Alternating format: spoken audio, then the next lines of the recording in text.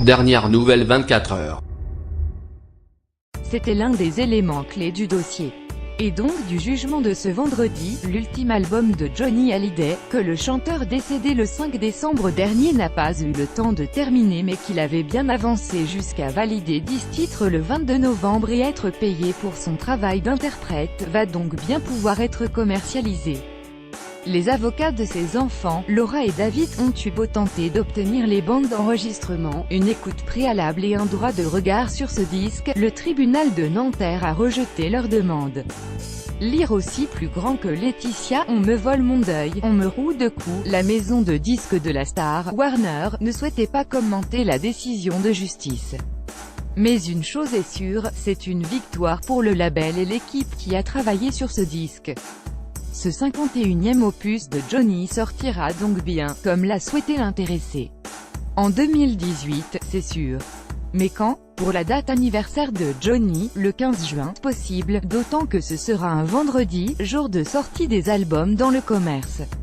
En fin d'année, envisageable également, alors que les ventes de CD se font avant tout en novembre et décembre. Un retour aux premières amours musicales de Johnny. Quel que soit le calendrier, Warner sait qu'elle possède le disque le plus attendu de l'année.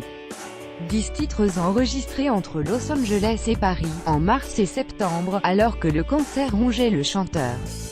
Qu'importe, il résistait, voulait continuer à avancer, finir ce disque, le dernier de 60 ans de carrière. Une façon de boucler la boucle, de revenir aux sources. Les rares personnes à avoir écouté les chansons parlent d'un son brut, dans le style années 1950, rappelant les premières amours musicales de Johnny. « Je suis vraiment très heureux de faire du rock'n'roll », a-t-il écrit en septembre dernier dans un SMS adressé à son directeur artistique, Bertrand Lamblot, avec qui il a travaillé sur ses derniers albums, notamment le formidable « Rester vivant » en 2014, et « De l'amour » en 2015. Deux disques déjà nourris par le rock tel que l'aimait Johnny, authentique, brut, sans fioritures. Deux succès publics et critiques. Un des titres de l'album, J'en parlerai au diable, alors pas de raison de changer une équipe qui gagne. Johnny avait tenu à travailler avec les mêmes collaborateurs, Maxime Nucci, qui a composé la plupart des chansons et réalisé ce dernier enregistrement, Christophe Miossec pour les paroles de Bacchinella. Pierre-Dominique Burgot pour une adaptation française d'un titre du bluesman J.D. Macpherson. Une équipe qui connaît parfaitement le chanteur, ce qu'il voulait, ce qu'il ne voulait pas. 10 titres au final, Made in Rock'n'Roll, Mon pays, C'est l'amour, L'Amérique de William, 4 mètres carrés, Bacchinella.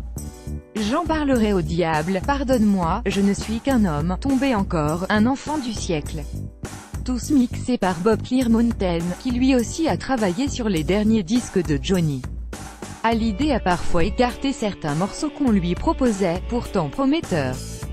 Preuve qu'il a décidé en toute liberté, jusqu'au bout.